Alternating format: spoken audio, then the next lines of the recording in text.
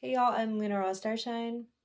Today I want to talk about what it means to be a planetary activator.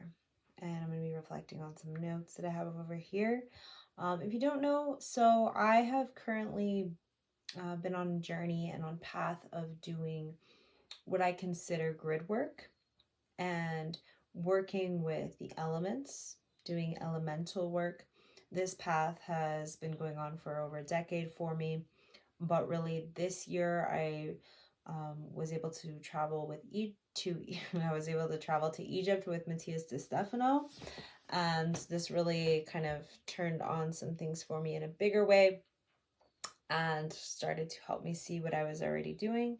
And now I'm just learning and moving forward with these planetary activations. And if you're drawn to this video, it's likely that you are a star seed or maybe a light worker, but this is actually for those who consider themselves to be grid workers. And if you don't know what that means exactly, I'm going to share with you a little bit about what that means to me and how to really channel and embody that energy into the earth. Okay, because ultimately, here we are as conduits between the heavens and the earth as these beings that walk in this three-dimensional plane. We know and are aware that we are actually multi-dimensional beings, and our perception goes actually beyond this reality when we start to tune into our spirituality and we begin to practice meditation and we start to become aware of our dreams and we go into the spirit world. We realize that we are beyond just this dimension. So we'll go through the 9 dimensions a little bit.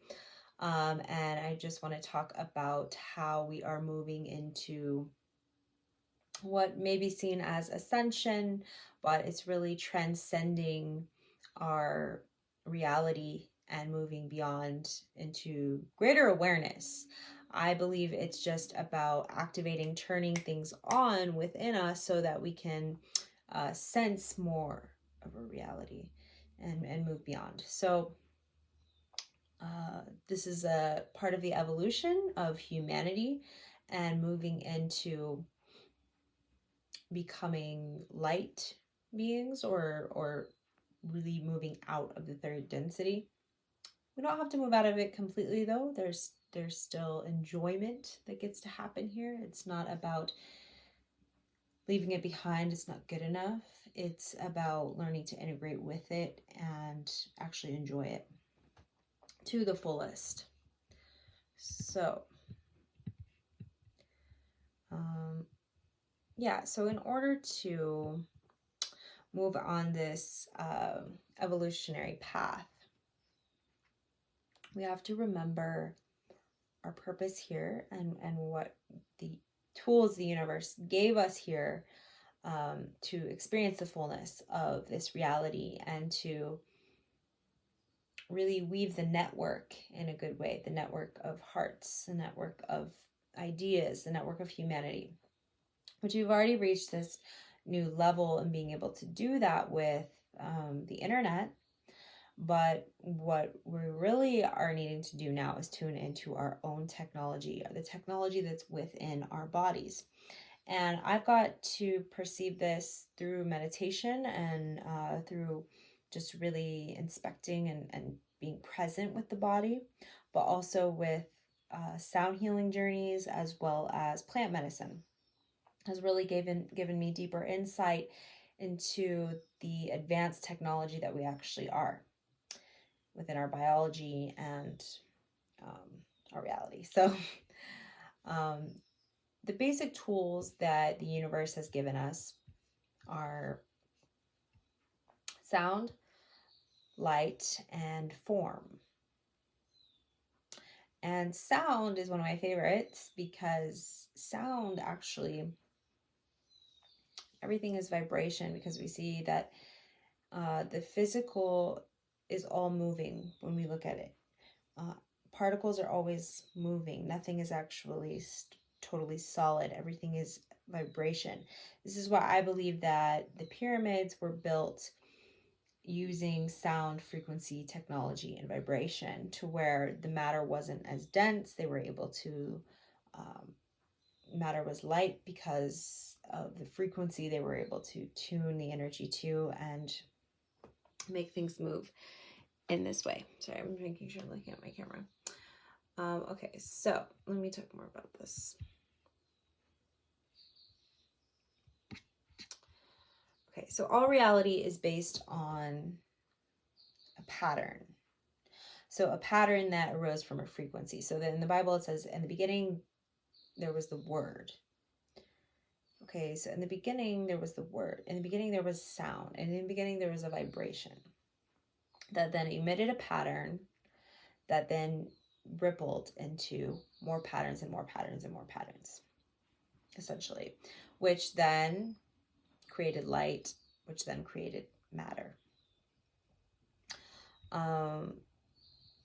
So then these basically geometric patterns were structured, which is where we have sacred geometry. So flower of life, seed of life, started with that one ripple and went into reality. So frequency is the key to transformation within the body, temple, and without. So this is why I believe that, intention is everything, sound is everything. While we might have this great healing ability, we might have like access to great healing tools.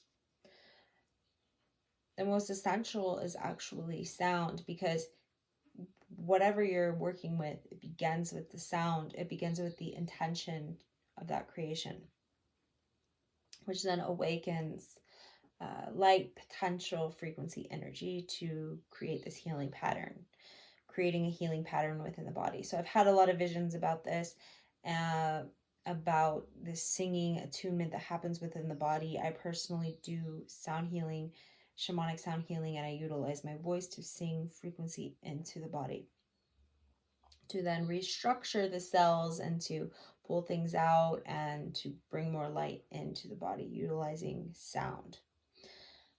And this is something we did in the pyramid, was channeling sound, toning, and this is something that we're going to do around the world. And I believe as a collective, the more we get into this singing frequency, the better for humanity. Funny side note, the movie Bill and Ted's Excellent Adventure, like the newest one that came out where they're like older, the world's like going to be destroyed. They like ripped a hole through time and space, and the way they're able to fix it is through music and getting everyone to play music together.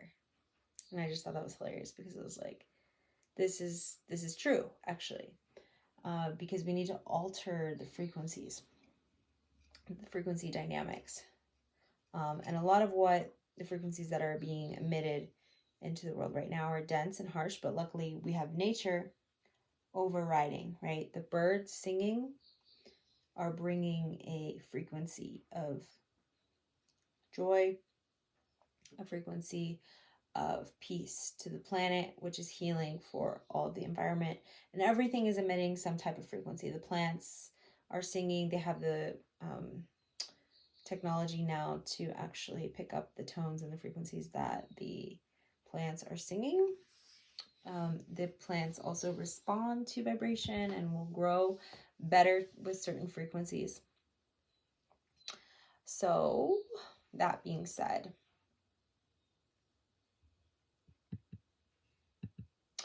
all life is basically an experiment. Humanity is an experiment. We are inside of an experiment. And I believe that the experiment is about us fully turning on our power,